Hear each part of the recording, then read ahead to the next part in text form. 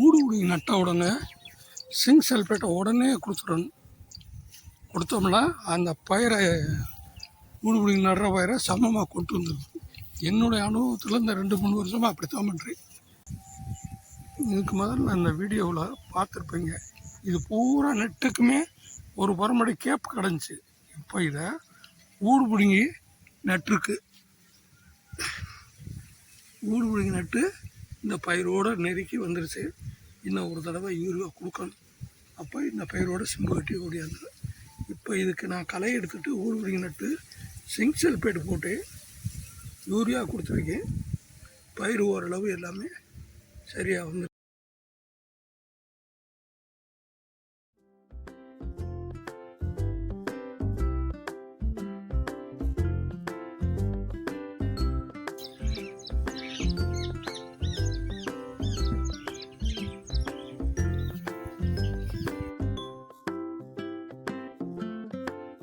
பயிர் கருப்பு பொடி போட்டது கருப்பு கொடுத்துருக்கு.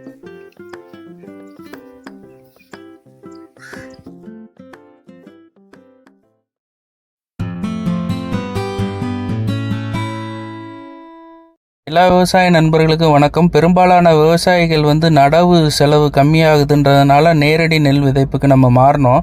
ஆனால் இப்போ பார்த்திங்கன்னா 2வது களக்கொல்லி அந்த அளவுக்கு நமக்கு பயன் தராததுனால நாங்கள்லாம் ஆள் விட்டு எடுக்கிறதுனால செலவு கூடுது. ஸோ வர வர பார்க்கையில் நடவே சிறந்ததோ அப்படின்ற மாதிரி நமக்கு தோணுது. உங்களோட கருத்து தயவு செய்து சொல்லுங்கள். நம்ம அதுக்கு ஏற்ற மாதிரி போகலாம். பரம்பு சரியாக தடவலைன்னா இந்த மாதிரி தான் நம்ம பெரும்பாலான இடத்துல சொட்டையாக இருக்கும். இதை நம்ம சரி பண்ணிடலாம். அது எப்படின்றத நீங்கள் பாருங்கள்.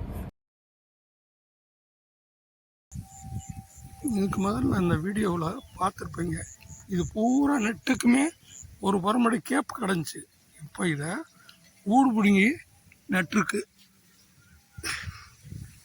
ஊடு பிடுங்கி நட்டு இந்த பயிரோடு நெருக்கி வந்துருச்சு. இன்னும் ஒரு தடவை யூரியா கொடுக்கணும். அப்போ இந்த பயிரோட சிம்பு கட்டி ஓடியாந்துடும். இப்போ இதுக்கு நான் களை எடுத்துகிட்டு ஊடு பிடிங்கி நட்டு சிங்க் சல்ஃபேட் போட்டு யூரியா கொடுத்துருக்கேன். பயிர் ஓரளவு எல்லாமே சரியாக வந்திருக்கு. இதை பாருங்கள். இதுக்கு முதல்ல இந்த வீடியோவில் தெரியும். இது பூரா சொட்டை தண்ணியில் ஒன்றுமே இல்லை பாருங்க. இப்போ இது நட்டு இது தலைஞ்சிருக்கு. இதுக்கு யூரியா கொடுத்தோம்னா ஈக்குவலாக வந்துடும் பயிர். இப்போ பாருங்கள், ஏறளவு இந்த பூடி நட்டால் தான் கொஞ்சம் சுட்டையாக இருக்குது. அதையும் இந்த ஒரு 4 நாளில் கொஞ்சம் யூரியா கொடுத்தோம்னா ஈக்குவலாக ஓடியாக இருந்துடும். அப்புறம் பறிச்சல் டயத்தில் சல்ஃபேட்டும் பொட்டாசும் போடணும்.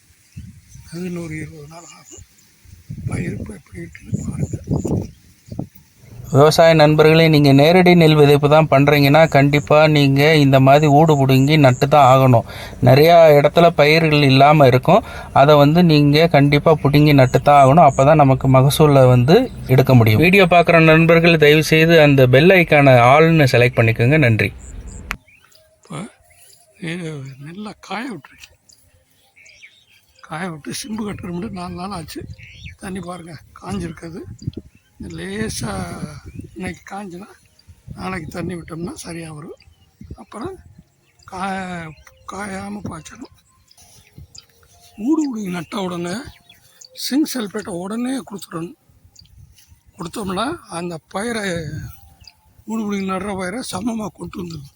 என்னுடைய அனுபவத்தில் இந்த 2-3 வருஷமாக அப்படித்தான் பண்ணுறேன்.